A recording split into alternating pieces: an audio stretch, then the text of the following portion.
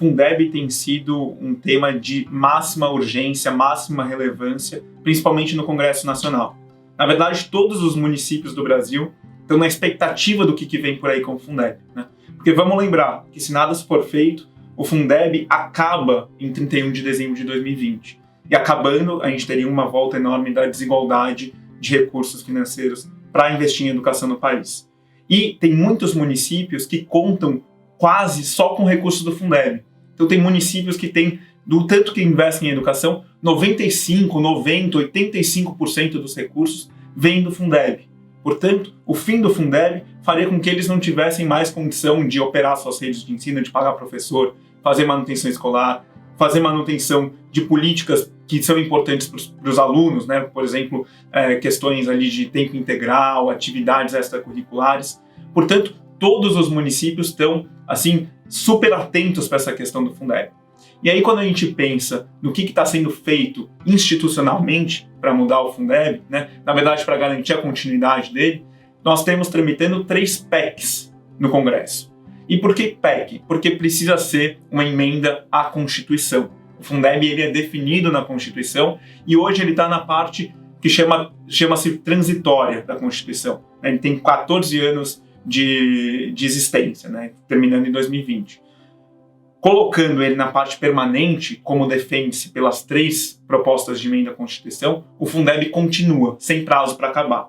E por que o Fundeb tem que ser aprimorado? Porque, mesmo tendo reduzido bastante a desigualdade de recursos investidos em educação no Brasil, ainda assim se mantém um grande abismo. E ainda assim a gente não tem a indução adequada para o que a gente chama de equidade, e também para a qualidade do ensino, né? Equidade como essa redução de desigualdades. E nisso tem uma série de ideias que estão sendo colocadas aí, de como que o Fundeb pode ser tornado mais redistributivo. A PEC que está tramitando na Câmara tem um substitutivo, um texto substitutivo, colocado pela relatora, pela deputada relatora, já propondo algumas inovações para tornar o fundo mais redistributivo, né? E a ideia está já incorporada na PEC da Câmara, mas ainda não está incorporada nas PECs que tramitam no Senado. E isso é natural, né? Essa ideia de Fundeb mais redistributivo vem muito por conta do debate que é trazido pela sociedade civil e pelos gestores. Portanto, quando a gente está pensando em processos legislativos e na atenção que precisa ser dada para isso, em primeiro lugar, a gente precisa reconhecer os avanços que estiveram na Câmara. Em segundo lugar, a gente precisa atuar de forma mobilizada para que justamente esses 2 projetos de emenda à Constituição que estão avançando em paralelo no Senado tragam também, sejam incorporados esses pontos de torná-lo mais redistributivo. E quando eu digo mais redistributivo, é pensando de que forma? São 3 principais mudanças que precisariam ser feitas para tornar, de certa forma, o Fundeb mais eficiente, mais indutor de equidade, né? A primeira delas é que o Fundeb ele é estruturado em 27 fundos estaduais. Então o dinheiro é redistribuído dentro de cada estado, chegando nos municípios mais pobres. Mas o que acontece é que, mesmo com o Fundeb existindo, existem algumas distorções que alguns municípios ricos, que têm muito dinheiro fora do Fundeb, recebem muito dinheiro pelo Fundeb. Portanto, a gente precisaria mudar a lógica para que o Fundeb atacasse também a desigualdade que existe fora do Fundeb, nas outras receitas vinculadas à educação, porque o Fundeb não é o todo do financiamento da educação. Se o Fundeb passa a incorporar na sua fórmula de redistribuição um indicador que leve em conta o quanto os municípios têm fora do Fundeb, a gente pode fazer o Fundeb dar mais recursos para aqueles municípios que têm menos fora dele. Isso é, portanto, equalizar, diminuir as distorções do desenho do Fundeb. Essa é uma primeira coisa. O segundo ponto é tornar o dinheiro que chega da União melhor distribuído de uma forma mais eficiente. Porque hoje ele é distribuído para os fundos estaduais. E dentro dos fundos estaduais, o dinheiro chega por aluno no mesmo valor em todos os municípios daquele estado.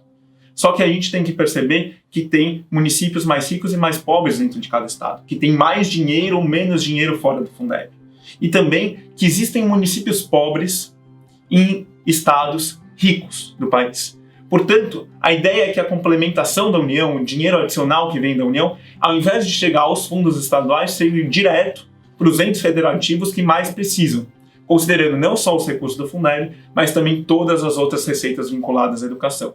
Fazendo isso, a gente consegue uma redução nacional das desigualdades. E um terceiro ponto que é importante também é aumentar a participação da União no Fundeb, né? E fazendo isso com um aporte maior de recursos através dessa modalidade que se chama complementação da União.